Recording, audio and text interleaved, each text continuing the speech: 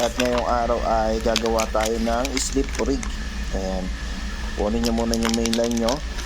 At kailangan nyo dito ay egg sinker. Ayan. Gamit ko dyan 20 grams. Suot nyo lang sa butas. Tapos, ayan. Ang susunod naman natin gagawin ay kukuha tayong line stopper. Tapos susuot natin siya sa linya.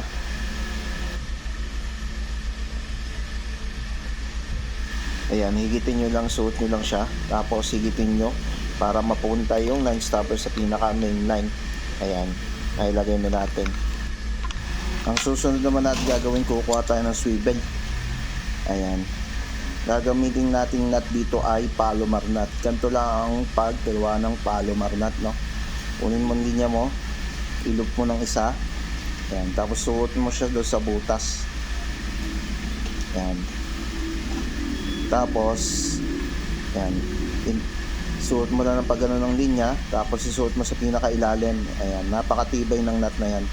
Yan ang ating nut na gagawin lagi. Ayan. Ayan, higit-higitin mo lang siya hanggang sa humigpit siya.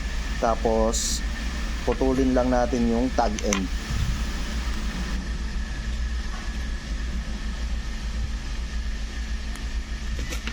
Ayan, naputol na natin, no? Ayan, higit-higitin mo lang ng ganyan. Kailangan mo dyan ng line stopper para hindi siya sumabit doon sa pinaka swivel, no? At maprotektahan din yung iyong tali ng linya. Ayan, tapos kuha ka lang ng hook kung anong size ang gusto mo. At ayan, tapos gumawa ulit tayo ng Palomar nut para may tali yung line. Ayan, i-pass forward na natin kasi medyo matagal-tagal.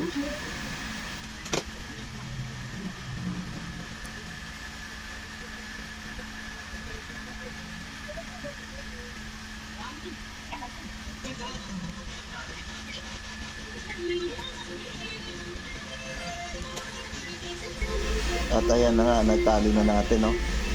Tapos putulin lang natin yung tag end.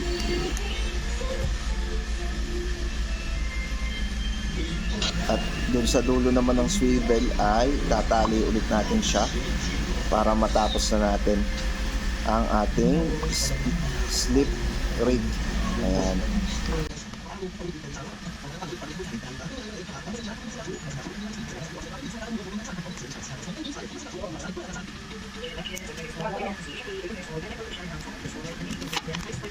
So ayan na nga, tapos na natin ang ating slip rig. Napakaganda ng rig na to, pang weight and weight.